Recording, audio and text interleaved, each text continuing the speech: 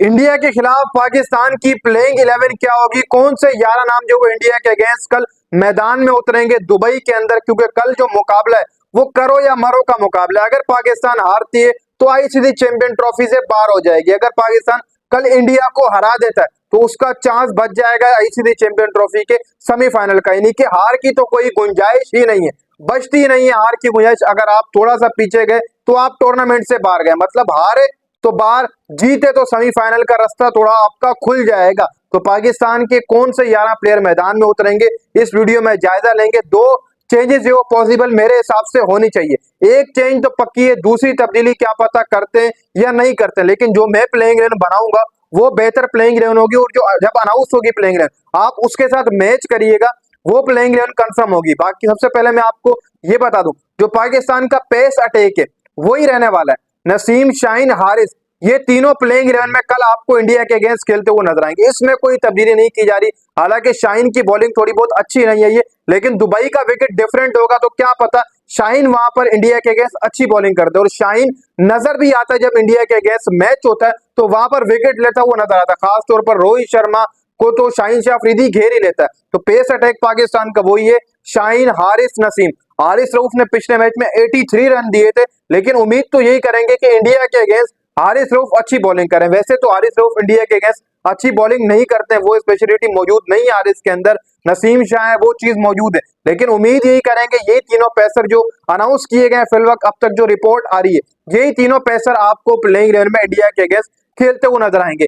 एक स्पिनर नीचे ही रहेगा, अबरार अहमद, उसके साथ दोबारा से जाया जाएगा। अच्छी बॉलिंग कर रहा है अगर वैसे देखा जाए अपोन टूर्नामेंट के अंदर। बाकी इंडिया की तरफ स्पिन अटैक बहुत है। अबरार एक होगा हमारे पास स्पिनर, 3 फास्ट बॉलर होंगे, शाहीन, नसीम, हारिस, ठीक हो गया। ऊपर फकर जमान की जगह इमामुल हक आ गया। इमामुल हक और बाबर आजम आपको ओपनिंग करते हुए दिखाई देंगे। ओपनिंग पेयर आप समझ लो कि एक बार फिर से तब्दील हो चुका है। फकर जमान रूल आउट हो चुके हैं, जैसे मैंने आपको पहले ही बताया। तो प्लेइंग 11 में इमामुल हक और फकर जमान, इमामुल हक और आपके बाबर आजम आपको ओपनिंग करते हुए दिखाई देंगे। फकर जमान तो है ही नहीं, इमाम और बाबर दोनों ओपनिंग करेंगे। अगर देखा जाए तो इमामुल हक की बेस्ट एवरेज है बाबर आजम के बाद ओडीआई के अंदर। इमामुल हक अच्छा प्लेयर है एज अ ओडीआई का, अगर आप देखें तो जो लोग पर्ची बोलते हैं इमामुल हक को तो वो गलत है। इमामुल हक अच्छा प्लेयर है, एवरेज उसकी है वनडे वाली, बाबर से भी बेहतरीन है एज अगर देखा जाए। बाबर से आई थिंक थोड़ी नीचे, लेकिन अच्छी एवरेज है स्कोर करने की वनडे के अंदर। तो ये दोनों ओपनिंग करते हुए नजर आएंगे। फिर उसके बाद आपके सऊद शकील खेलते हुए नजर आएंगे। देखो भाई, अभी भी कुछ लोग बोल रहे हैं कि यार कामरान गुलाम को क्यों नहीं खिलाया जा रहा। मैं भी इस बात के ऊपर हैरान हूं कि यार कामरान गुलाम को आप खिलाएं। आप कामरान गुलाम को पहले रेगुलर लेकर जा रहे थे, लेकिन अब आप कामरान गुलाम को बाहर बैठा रहे हैं, ये समझ में नहीं रहा है। पहले आप रेगुलर टेस्ट में भी लेकर जा रहे थे, वनडे में भी लेकर जा रहे थे। जैसे जब आईसीसी का बड़ा टूर्नामेंट आया तो आपने कामरान को बाहर कर दिया।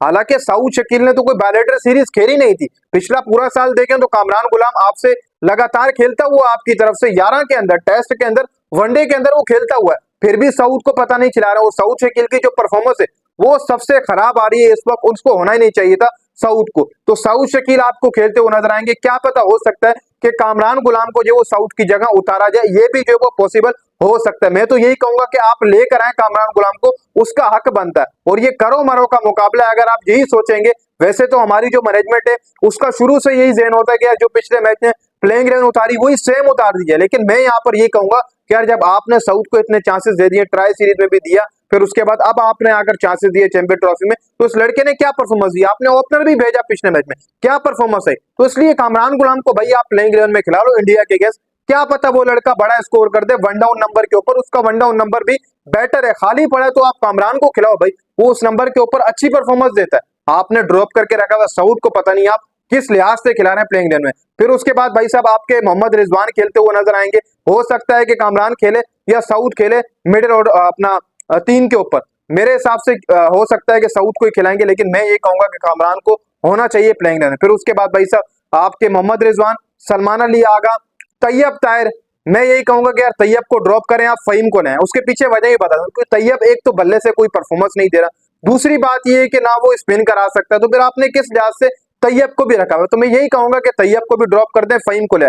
फहीम एज आपको 5-6 ओवर भी डालकर दे देगा एक्स्ट्रा, जो कि आपके लिए बेहतर होगा। अगर आपके नीचे 3 फास्ट बॉलर जो मौजूद है, हारिस, नसीम, शाहीन, अगर इनमें से कोई पिटाई भी खाता है तो फहीम एज आपका बॉलिंग करा देगा। उनके कोटे के ओवर जो बचे हुए होंगे वो फहीम करा देगा। इसलिए तैयब को भी आप ड्रॉप करें, फहीम को लेकर आए। जो मैं यहाँ से कर रहा हूँ। लेकिन हो सकता है कि तैयब भी दोबारा आपको खेलता हुआ नजर आए प्लेइंग 11, लेकिन मैं यही कहूंगा कि जो दूसरी चेंज आपने करनी है इमामुल हक के बाद, वो तैयब को आप बाहर करें, उनकी जगह फहीम अशरफ लेके आए। फहीम आपको बॉलिंग भी कर देगा, बैटिंग भी कर लेगा। अगर आपके फास्ट बॉलर पिटते हैं तो उनके कोटे के अवरी पर करा लेगा फहीम, ऐसे भी करा लेगा वो लड़का है। फिर उसके बाद खुशदिल शाह आपको खेलते हुए नजर आएंगे, शाहीन शाह अफरीदी, नसीम शाह, हारिस रऊफ और अबरार अहमद।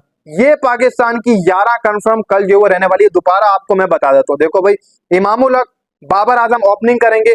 फिर उसके बाद भाई साहब सऊद शकील या कामरान गुलाम हो सकता है, लेकिन सऊद शकील के दोबारा चांसेस होंगे, क्योंकि मैंने आपको बताया कि मैनेजमेंट हमारी यही है जो सोचती है कि दोबारा खिलाया जाए। सऊद खेलेंगे, फिर रिजवान खेलेंगे, फिर उसके बाद सलमान अली आगा आपको खेलते हुए नजर आएंगे, तैयब ताहिर या फहीम अशरफ जो कि होना चाहिए चेंज। फिर उसके बाद खुशदिल शाह आपको खेलते हुए नजर आएंगे, शाहीन, नसीम और हारिस रऊफ। तैयब ताहिर भी हो सकता है कि दोबारा खिलाया जाए, लेकिन मैं यही कहूंगा कि तैयब को बाहर करके कामरान को ले आओ, या फिर आप दूसरा जो ऑप्शन है वो फहीम का, आप दूसरी चेंजिंग इस तरीके से कर रहे हैं। लेकिन एक चेंज तो कंफर्म है, इमामुल हक आया फकर जमान की जगह, वो कल प्लेइंग 11 में आपको खेलता हुआ नजर आएगा। करो या मरो का मुकाबला है, प्लेइंग 11 अच्छी सेट करनी होगी और चेंजिंग में बोलता हूँ कि कर लेनी चाहिए। क्या पता कोई प्लेयर परफॉर्मेंस दे दे, साउथ तो परफॉर्मेंस दे नहीं रहा, नीचे मिडिल ऑर्डर पूरा फेल जा रहा है। हमारा तैयब उसके साथ मौजूद है, वो भी फेल जा रहा है। खुशदिल शाह है, उसने पिछले मैच में अच्छी बैटिंग की और खुशदिल शाह को मैं समझता हूँ कि 11 के अंदर होना चाहिए। उसने वो पर्ची का जवाब दिए कि जो लोग मुझे पर्ची बोलते हैं कि देखो भाई मैंने परफॉर्मेंस दी, और दुबई की विकेट के ऊपर कहीं ना कहीं ये बैटर्स थोड़ा बहुत काम आ सकते हैं, खासतौर पर बाबर आजम के ऊपर अब और प्रेशर बढ़ेगा, क्योंकि फकर जमान नहीं है। फकर जमान का ना होना बाबर आजम के ऊपर और प्रेशर बढ़ेगा। उम्मीद यही करेंगे अगर दुबई के अंदर बाबर आजम अच्छी फॉर्म में नजर आए, इंडिया के अगेंस्ट हमें जितवाए मुकाबला, क्योंकि हम हारे तो बाहर चले जाएंगे, जीते तो टूर्नामेंट में आगे। हमारा सिंपल है।